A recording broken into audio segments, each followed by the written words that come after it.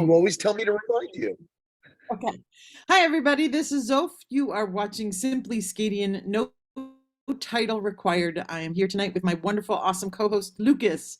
Take it away, Lucas, while I do geek girl stuff. Hey, how's everybody doing? This is Lucas. Welcome back to the show, Simply SCAdian. No title required. As is our mission every 2 weeks, is to bring you people from throughout the SCA who are knowledgeable in a different walk of the world, whether they be fighters, whether they be brewers, inventors, whether they be garb makers, whatever it is. We like to bring them to you. Now, we bring them to you with the twist that these people currently have not attained peerage. Again, we love our folks who have worked real hard, who have gained their titles, who've gained their peerage, and we respect them.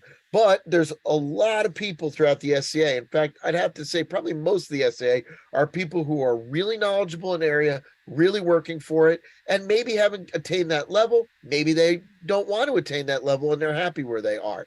And we should be talking to those folks too, because they make up our known world. So to that end, tonight, we're going to bring you a guest from Mid-Realm. Yes, you're on the Mid? Yes. And I went over the name phonetically. You all make fun of me for this. And then I get in my head about it. And then I'm like, I think I know it. And maybe I do. And I don't know. Let's try this one. All right. So, and then I have to watch my Laurel watch me try to pronounce these names. So you think this is easy out there in TV land. It's not that easy. All right. So we'd like to welcome to the show Ghadah Falak Noor, bint Safi, abdu-llah. I think I got it a little bit all right.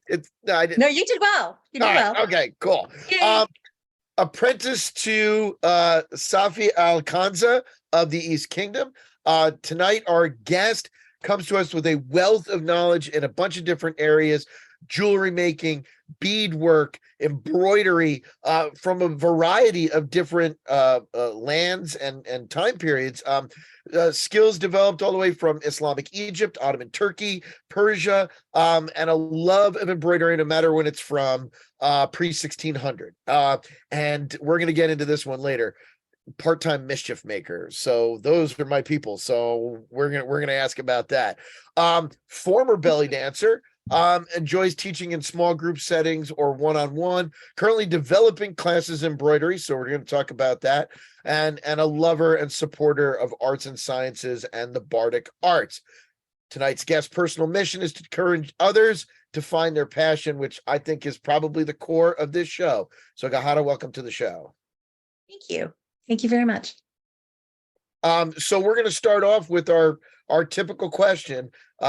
How did you find the SCA? Well, I was finishing up my last couple of classes in college, and Jean-Yves from here in the Mid-Realm in Andle Craig said, "Hey, I found this really great group. You want to come?" And he invited me, and I've been coming ever since. So was invited by my good friend Jean-Yves. What was that first meeting like? I mean, like, what did you go to? Was it an event with fighting and stuff like that? Or was it more of an arts and sciences kind of meeting? Or how did that look? It was a fighter practice where there were some people sitting there practicing various different arts. So there was fighters and there was fencers and there were a couple of people doing embroidery. And somebody reading a book, but I don't remember what book it was from. I think they wanted to get into metalsmithing, if I remember right. So, and that was actually my first introduction to blackwork, was at that first meeting. Okay, so then that's my first question. What's that? It's a style of embroidery that it's called blackwork because often in Spain and in Elizabethan and Tudor eras, it would be done in black silk. And black is a color that was very, very expensive. So, and it's reversible until it's not. Some motifs lend themselves to being the same on the front and the back, and some don't. But in Islamic lands, where they do the similar technique, they use reds and blues as their main colors. Cool. So, do we know work, basically? Do we know what brought about the introduction of blackwork? Does that make sense as a question? I haven't verified this, but I've read just in passing that it started in India and traveled through the Silk Roads up through Persia and Egypt and through Morocco and Syria and up into southern Spain with the Moors when So they conquered. And i- then from there, it went to England. so is black an expensive dye around the world that we know during SCA time period?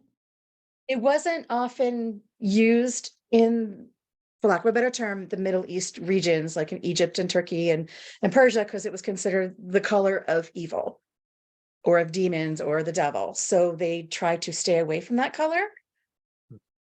So, but it was more expensive to produce in Western Europe. So there's a reason why royalty wears a lot of it, because they can afford it. It's a status symbol. Okay, so then before we get back to that, I kind of want to pick apart your name. Because a lot of people who watch the show may be new and looking for their persona. So did you, when you came to that first meeting, were you already interested in things? And again, forgive my ignorance if I'm wrong here. In a Middle Eastern persona, you know what I mean? Because I assume that's what your name is sort of based on. Or am I off base? And like, did you already have a love of the Middle East, or did you kind of find that while you were working on different things in the SCI? I've been a dancer at heart since I was a little kid. I have 2 left feet, but didn't matter. I danced anyway. You know, I just loved it. There's just a time where you go, you dance, the music takes over, and you just enjoy the moment. And that's what I loved about dance.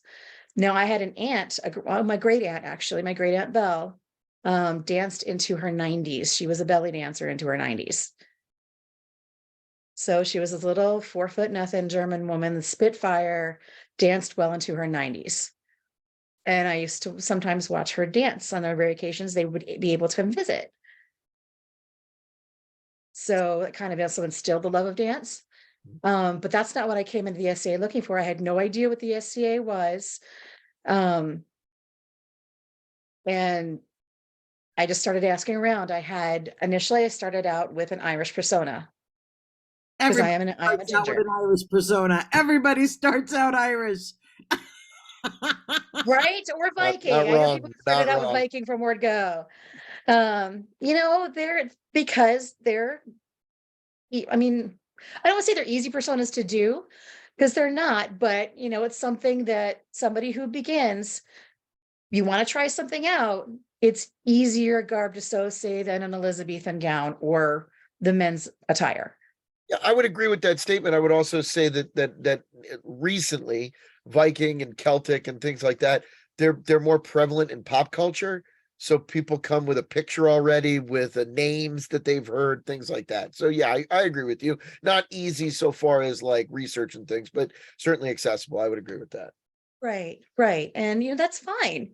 You know, you don't have to come in with I want to do X, Y, and Z when you first start. You know, I ping-ponged all over the place. I did a couple of bleals, which is 14th century with the long angel wings, and I did 16th century Venetian, and then just kind of ping-ponged and did your stereotypical um corset and under chemise and skirt for camping, because I didn't know what, you know, I was new and there really wasn't back then everything. You get stars in your eyes and you want to do a little bit of everything. So it took me a long time to decide on something. And then I decided on Venetian, and then I started getting into just started researching. I'm going to bring my parents into this. They were looking at some Persian carpets to possibly for investments. And they always take me and my brother along to learn something. And I kind of got interested in the culture, and I fell in love with the artistry work, with the tiles on the mosques and just the buildings themselves, and the houses, some of the houses that are still standing, and the carpets and that kind of stuff. So I finally found myself probably about 10, 11 years into the SCA, heading that direction. And then the barony I was living in at the time, Andal Craig, the Baroness at the time, Bridget, wanted to get a bunch of people together to form a belly dance troupe. So, and she was one of my instructors, and really, really helped out with that. She's amazing. So I kind of kept pursuing that, and that's where I got the interest in the name. So Here's a potentially weird question when it comes to that. And again, I think I should probably engage more people in this. Was there ever a time where you felt, because again, we're talking about those European personas, and most people, and we're trying in the SCA to add diversity and inclusion into the SCA. But did you ever feel awkward about playing like adopting a persona that wasn't necessarily your mundane ethnicity, or like, did you find that very easy? Was there ever a pushback with that? no, I didn't find that for me personally. Okay. I mean, 9/11 hadn't happened or anything like that, but everything is cyclical as far as likes and dislikes and what's popular, what's not, and that kind of stuff. So like you said, Vikings are very popular right now, and the Celtic stuff is very popular right now. Oh, what's the movie?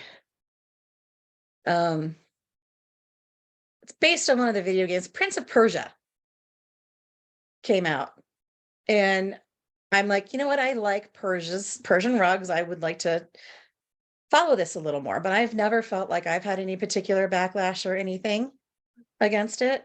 You know, it felt natural to me because of my love of dance and respect for the artistry that when you see things in museums from history, you can tell that the artists put their love into what they make and what they create. It doesn't matter if it's from, 5th century and it's just, a little piece of woven tablet weaving, or if it's a big tapestry. I just fell in love with the artistry of the region.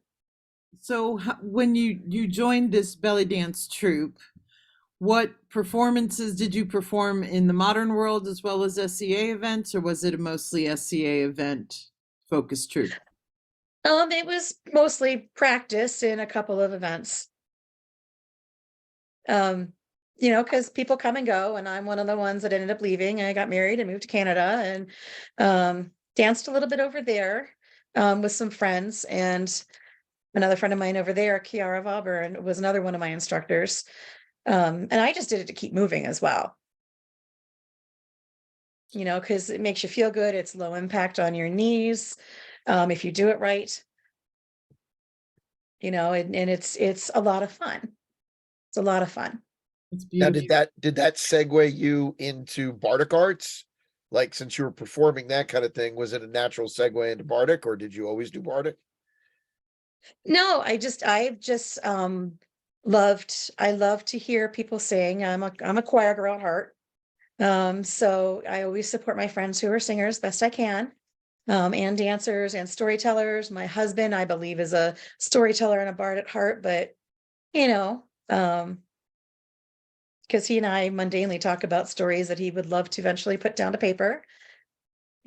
So I just have an affinity for those who are creative, not just necessarily with things that I do or creating something physically, but showing the dance, telling a story, singing a song, acting on stage.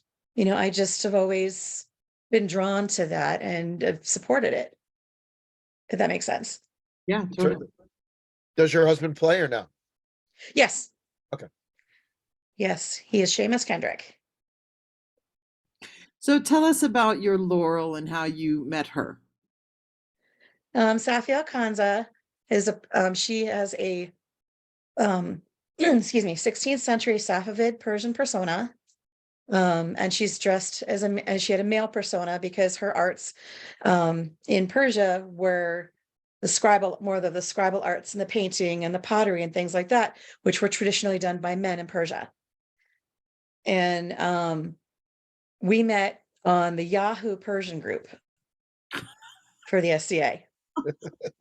Eons and eons ago. Lifetimes and lifetimes and lifetimes ago, back in the Stone Ages, when Yahoo was a thing, We all had MySpace. Okay, go ahead. you know. So yeah, and we just started talking that way and kept it up, and we called each other, and she guided me to get some books, and I fell deeper and harder for Safavid Persian, just the garb, the miniatures, the artistry, and just everything about it. So what makes Persian art so unique to you and so special? With the miniatures, they often do a 3/4 view, which can be hard to read if you're trying to decipher the painting, the miniature painting. And what I mean by miniatures, it could be this big, it could be this big. I've gone to several museums. I've gone to DC. I've gone to the ROM. I've gone to the DIA, and seen a lot of miniatures in person. I've also gone to the Aga Khan Museum in Toronto, and I can tell you they're this big in books to this, like the leaves are this big, and that's the pictures. But the leaf itself ends up being this big. So, I mean, it's amazing. The intricacies of it, the details.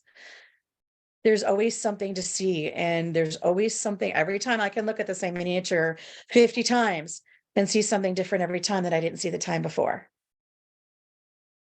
It's kind of like a Where's Waldo, but where's the new thing I'm going to see this time?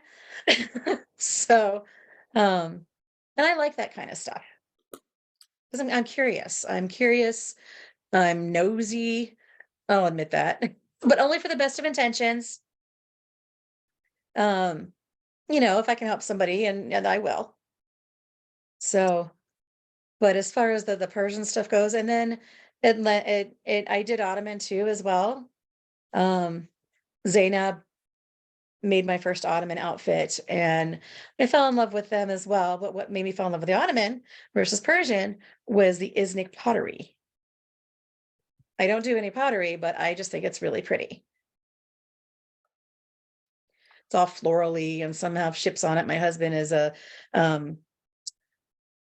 ex-Canadian naval reservist, so I look at pottery that has ships on it and miniatures. It doesn't matter whether they're Persian or Turkish that may have ships in them, and just say, here honey, look, it's you.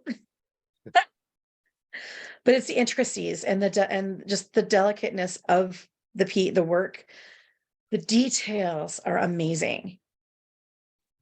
It gives you a whole new respect for the calligraphy and illumination people, the folks who do amazing scrolls, just amazing.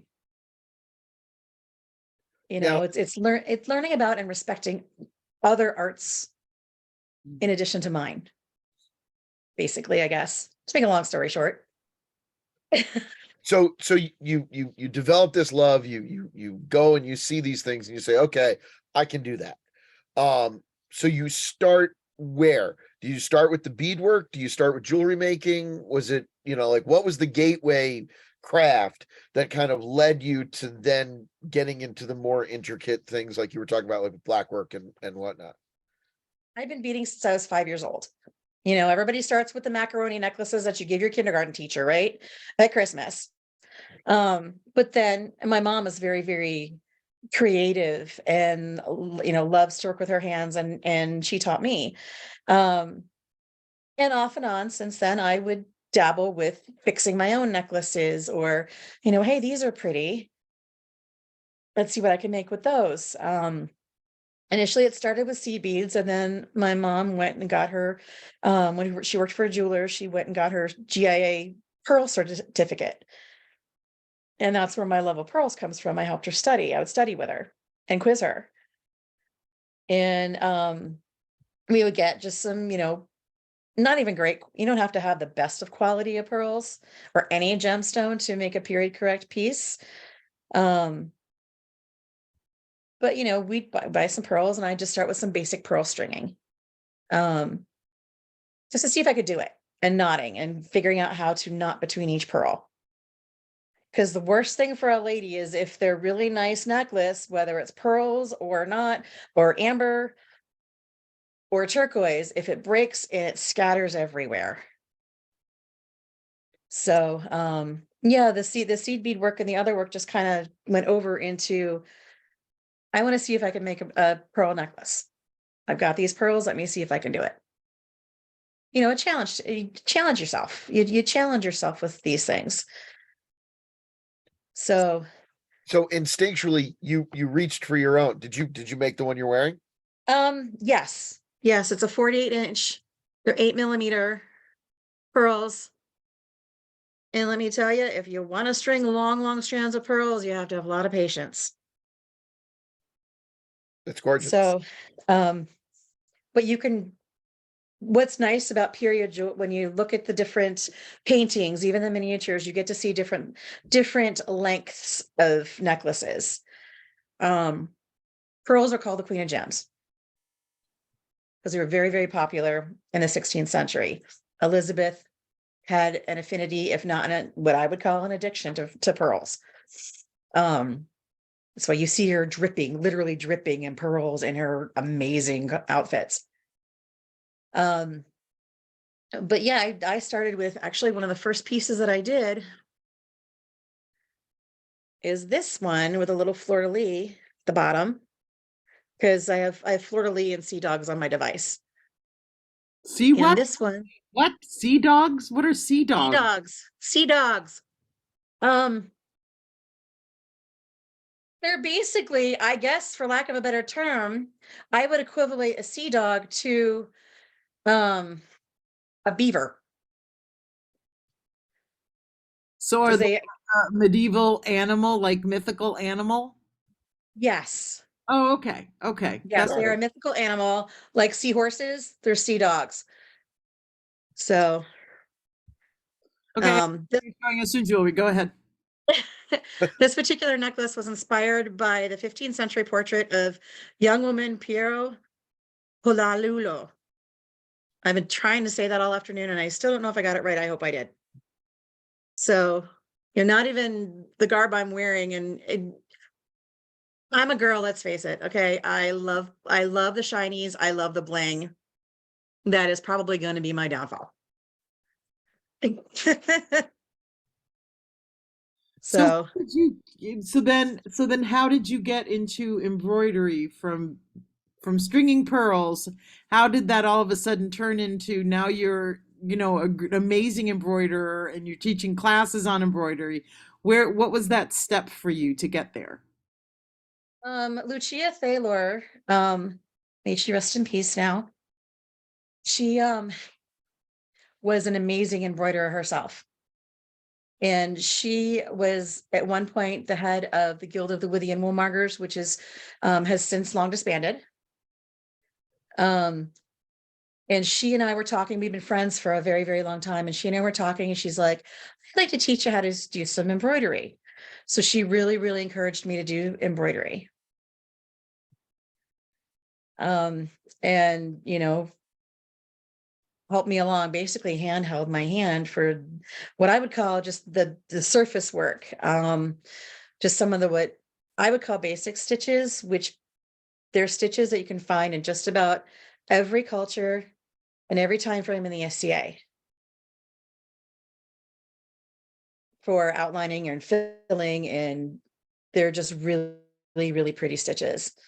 Now when you're talking embroidery, again, complete novice here. We talked about armor last week and I was like, oh, this is my wheelhouse, and like this stuff I don't know anything about.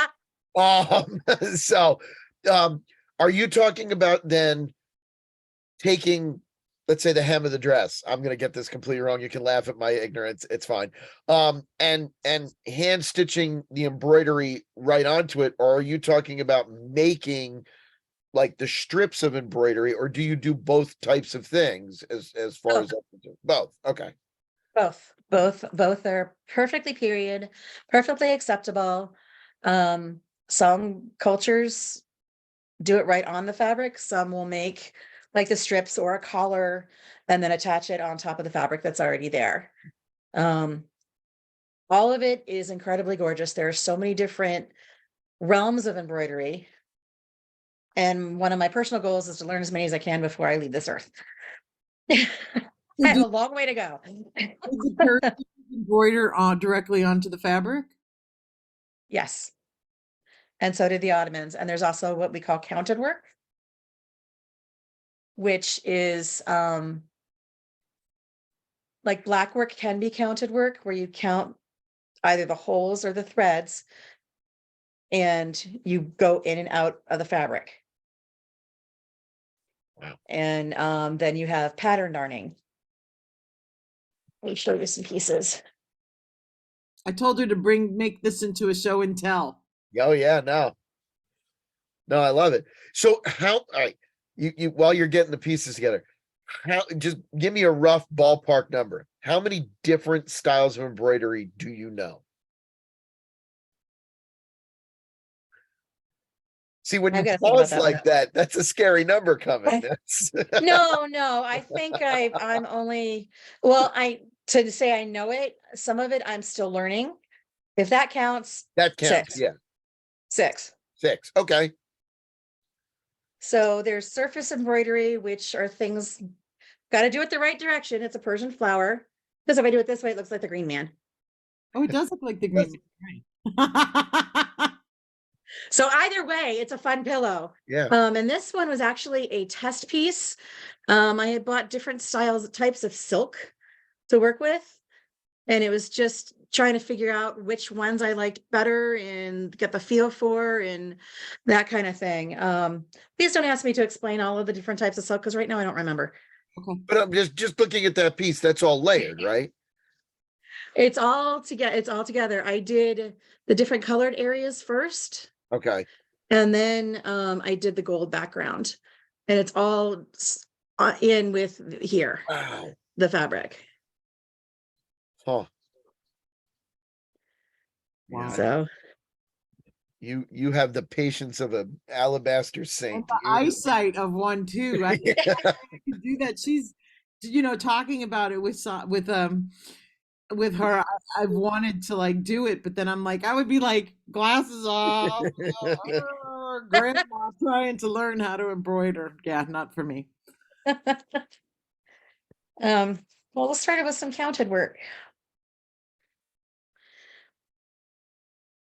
Wow. This would be black work. It is the same on both sides. I'm not going to take the pillow out because it's my husband's and he has it just the way stuffed just the way he likes it.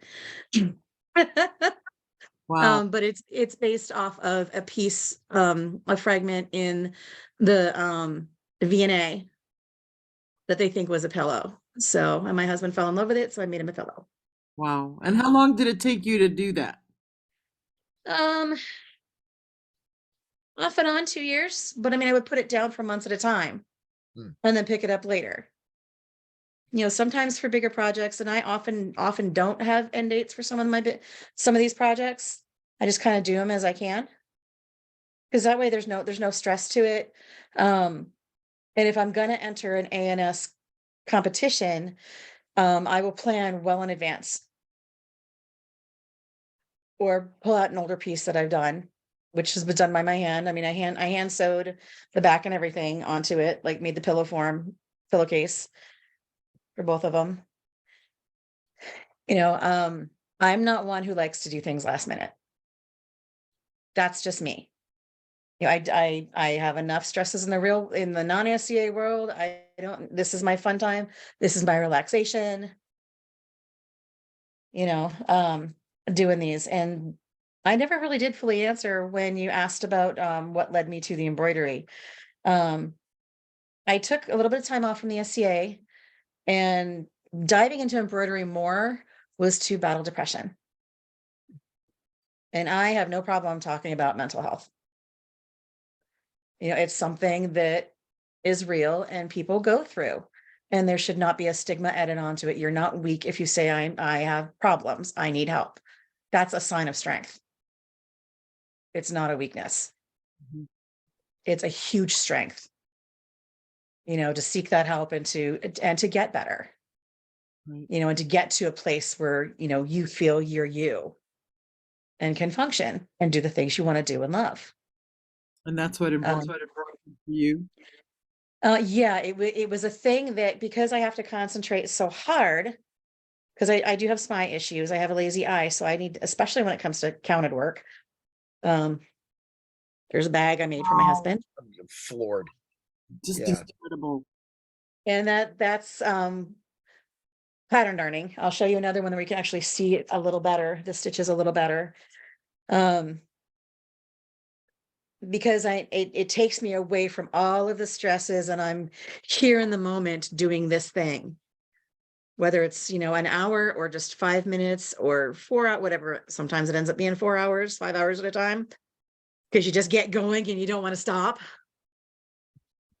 Um, you know, I mean, I've got other things too that I like that help, but um, because I can only concentrate on this, on my craft, if that makes sense. Yeah, well, see, I'm different with knitting, because I love to knit, and I only knit. I don't purl. I don't want to count. I make scarves. That's all anybody gets from me is a scarf, because that's the only brain power I have. But that, when I want to watch a movie, that's when I pull out the knitting. Right. I can zone out, watch a show, and just knit, and but it's different from the intensity that I think you need, the intense focus you have to do embroidery. I don't know how it is for other people, but for me, I need that total 100% focus. Especially if I, just for 5 minutes mental downtime in a very hectic, busy day, in a very hectic, busy world, just 5 minutes of solitude these days is wonderful. Yeah. So here's another piece of my pattern darning. Now, what do you mean by pattern darning? What is that? I know what darning is supposedly, but that looks nothing like darning a pair of socks. It is not darning a pair of socks, but it's the same type of technique. When you go in and out and you darn your sock, here you create the pattern with it. Oh, Wow. Wow. So, and it's like a positive, negative. Here's the front. Here's the back. Wow. wow. Yeah. So it's a positive, negative approach to the embroidery. And some of them, I don't have one that is the other way, but there are some that are thicker. You can have it thin like that one, or you can have it thicker like the purple one. And it's just amazing how many threads you use can give the same pattern different looks and effects. So, embroidery floss isn't very expensive, but now you're talking, or you mentioned earlier using silk thread for some of your projects. Where do you get silk thread? How much is that a huge financial investment to get silk thread? I go to Joann's with my 50% off coupons in hand, Yes. and you buy the little now that it's sewing thread. But for some of the linens that are like 30 count, 40 warp and weft, the counts are 40 warp, 40 weft. I use thinner threads. Wait, And okay, go ahead. for it's a more delicate look. But there's also silk embroidery floss. And there's all different kinds of silk embroidery flosses available. From sewing thread thinness to the same thickness as your DMC. Okay, so what does 40/40 mean?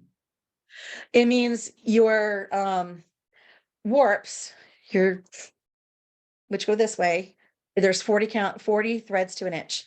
And your weft, it's 40 Not threads to an four, inch. and you're putting a needle through all that? Yes. I can't even.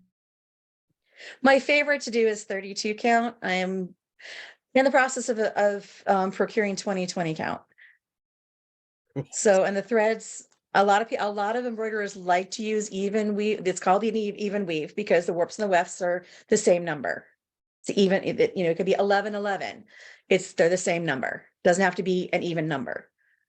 But there's also non-even weave where your warp could be, say, 28 and your weft could be 18. That's called non-even weave. So Or it could be 1611. do we have extant examples of these fabrics from Persia? Because I know that you do a lot of that. So do we know what the warp and weft were on the Persian fabrics as you're recreating the embroidery of the time period? Mostly what I do is Islamic Egyptian, which is mostly the Mamluk era. Sometimes it goes a little earlier, because several of the motifs and the stitches go throughout. But they're very popular for the pattern darning that I showed. And well, for lack of a better term, black work. Those we have examples of. Finding a lot more information on the Persian extants, pieces and fragments is a lot harder because a lot of them didn't survive. What we have that survived are in museums right now. So do you write to the museums and say, yo, I'm Ashby and I love this stuff. Can you tell me what the warp and weft are on the fabric? I mean, would they know that? Would they be able to get that to you? Yes. Yes. However, writing to museums in certain countries and parts of the world today, don't necessarily respond to women as they would a man. And it's just, it is what it is. You know, I'm not getting into politics or anything. It is what it is. Drives me up the wall. But some museums have responded because I thought I was a man. Some museums didn't respond because they thought I was a woman. And that's just the way it is. So I keep misnaming you. So Ghadah, what does your name mean? Ghadah Falak Noor means beautiful star or beautiful heavenly light. Oh, that's so you. That's So, well, I couldn't find anything that was Islamic for space cadet. So I'm sure there are people at home right now going, I know what Islamic for Space Cadet is. oh, you know, I wish they would tell me because that would be hysterical. And that's just because I love Star Wars, I love Star Trek, I love Stargate. You know, I like science fiction stuff. Firefly's there in the top 5. I don't know what order it is in today because it changes, but you know. So let's talk about your well, first I had a question. So you said that you've done ANS events. Do you often make things for competition or they're personal things and then you decide to bring them to competition? Depends on the competition and it depends on where I am. Sometimes I've just gone and supported fellow artisans. Sometimes, you know, oh, okay, well, you know, let's enter this just to show what I do. It's not even for the competition, it's for feedback. You know, and that's perfectly fine too. So, it just depends where I am, you know, and the organizing of this or that, how much time I have between now and say Penzic, and I wanted to enter Penzic, you know, the ANS, whatever at Penzic, I have time to do a couple of small things. But if I decide to go to an event this weekend, I'll either bring something and just put it on the table and say, you know, would you please give me feedback? Or just bring my little tokens and you know, put them down by the other artisans saying I support. Basically, is my way of telling them they're supported and I like what they do. So is your Laurel, does she do embroidery as well, or is she mostly into other? She does a lot of this and that. She does metal work. She does embroider. She has done metal work. She has done embroidery. She does pottery. She does calligraphy and illumination. She sews. She can pattern draft like nobody's business. I can't pattern draft to save my life. I can sew, but I can't draft a pattern. So don't ask. So I guess the question I want to know is, what does it mean to you to be an apprentice to someone? What is the purpose behind being someone's apprentice for you? Learning, and learning to be confident in my skills and abilities, learning all that I can about my art, and sharing that knowledge with others, and hopes that and through my passion and sharing, hopefully somebody else will find their passion and want to learn and grow and do what they do. Is that why you started So, teaching? is that when I started teaching? Yeah, is that why you started teaching? To be like, No. okay, so here I'm learning all these things. I want to inspire somebody else to, or do you teach, Um, I taught at different camps, a lot of like the beadwork and stuff at different camps before I found before I was invited to the SCA. And so teaching was just part of what I've always done, and a call went out for teaching, and I'm like, hey, I could teach this. Let me just make sure I can find some period pieces that show, hey, this was done. This is what you can do to accent. I'm all about the accessories.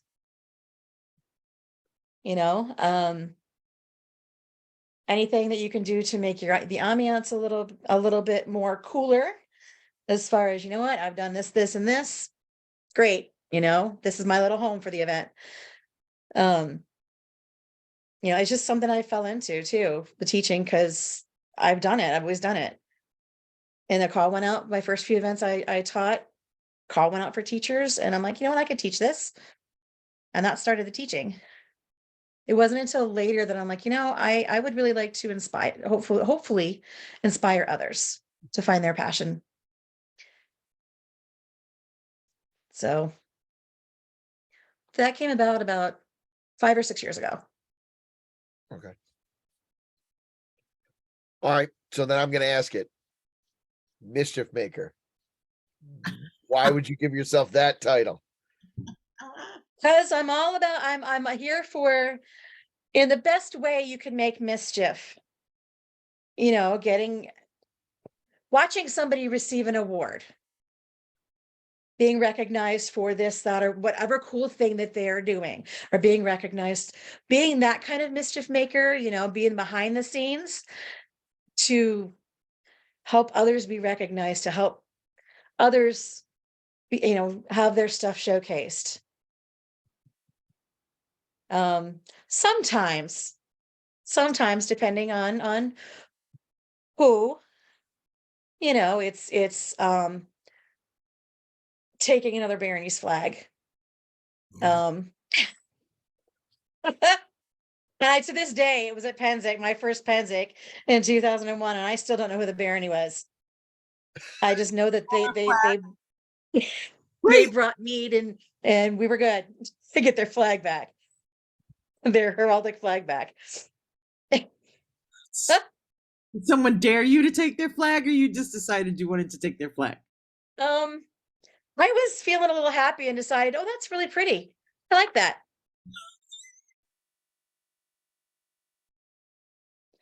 So I took it. and then you ransomed it. Yep. Nice. We Yep. do that a lot at Penzing, so I feel you. Other times it's been, at camps, you put the underwear up the flagpole, that kind of thing. But it was a tea tunic That you put up the flag. that, You put up a flagpole? Yeah. Oh, there's so many sides I didn't know to you. That was a dare. See, I'm glad I asked. I'm See, glad. there you go. There are other things. There are other mischief maker things out there. There are other stories, I'm sure. So, Share your story with us. Okay, go ahead, Lucas. so I was going to say, then, do you have Do you have so you're apprentice, you make things, you compete ANS, you teach and whatnot. Do you have aspirations of peerage then? Is that something you're actively working towards, or if it happened, wonderful, but it's not my focus? If that's where my path takes me, great. If not, I can be the forever apprentice. I'm okay either way. That's not the end game here. Mhm. I married a man who makes cookies. So if I want a cookie, I just have to ask him to make a batch of cookies. Really, like I that. have been very, very blessed to be recognized for the things that I've been recognized for, to be able to have worked with some amazing and incredible artisans, have some phenomenal and very patient teachers. If it happens, great. If it doesn't, that's great too. So you said your personal mission is to encourage others to find their passion. How do you enable Yes. that in other people? Find out what they like. When you talk to somebody, especially new members, even some older members who've been around a while, they've done X, Y, and Z and want to do something new. Well, what do you want to do? Who do I know that I can put you in touch with? Sometimes Malachite does bookbinding, and sometimes things will come across my email that are bookbinding related. So I'm like, hey, I don't know if you've seen this, but this came across my email today. I thought you might be interested. Find out what people like and really encourage them, and find them. If I don't know how to do it, find somebody that does, that would be able to help them. Mhm. Help them network, help them find what they would love to do, and send them on their, it's not really send them on their way, but watch them grow. And you can tell when it clicks for somebody because they've got that glint, that sparkle in their eye, and the smile from ear to ear, like, I really love this, I want to do this. And it's about networking to help others too. Mhm. That's what it's about. That's so cool. We are just about out of time, believe it or not. Did you have any other questions to ask, Lucas? All I right. mean, 1,000, yes, but we don't have that kind of time. So yeah. All right. So, final question. What can the SCA do better, in your opinion? What can we do better? Be kind, be patient, be caring.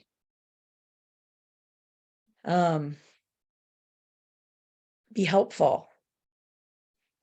If somebody does something wrong, and yeah, I've been in the SCA 25 or so years, doesn't mean that I personally should come down on that person because they did X, Y, and Z wrong. It's not ruining my fun. They very well could be new. Are you okay? What's going on? Do you need help? You know, um, ask more questions of newer members. Find out what they like, find out what their interests are. Try not to overwhelm new members. That was something that definitely happened, and I loved the passion everybody showed me. But it was a little overwhelming because everybody kind of came at me at once, you know. Um, and again, be patient, especially with the new members and each other. We're starting to slowly come out of this pandemic, which isn't exactly over yet. We're all still a little feral from being cooped up for 2 years. Just be patient with one another.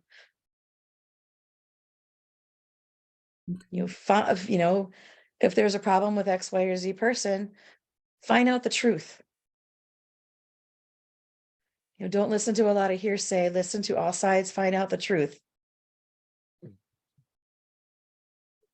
And make your decision based on that. Cool. Protect the vulnerable. Mm. everything we do, every group there's out there, there's always somebody that's vulnerable. Be more inclusive. We all grow and prosper when we share and respect other things and other areas and other people's. It can only make us better. Okay. All right. Thank you. That was awesome. Yeah. Again, I'm not going to say the whole name. We were talking to Ghadah tonight here on Simply Scadian, no title required. We will be back in 2 weeks. April 6th, I think Lucas said the date is. April 6th, yeah. Have an awesome show for you then. Don't forget. Thank you very much. Yeah, Thank you very much for having me. Yeah, Ghadah, thank you so much for coming out and doing the show. Out there in the known world, I'm looking forward to seeing you in person. I'll be at Mud Thaw, which is an EK event here in Jersey on Saturday. So if you're coming out to that, tell me you watch the show. I'd love to hear that. Yeah, I mean, I had a couple people at Penzing last year be like, "You're the," and I was like, "I am the guy that does the thing." Hilarity.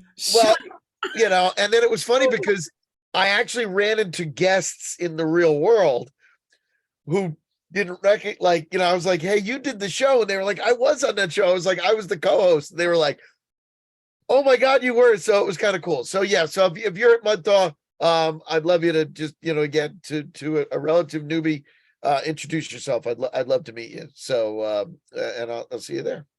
All right. Thanks, everybody. Thank Night. you. Thank you for having me.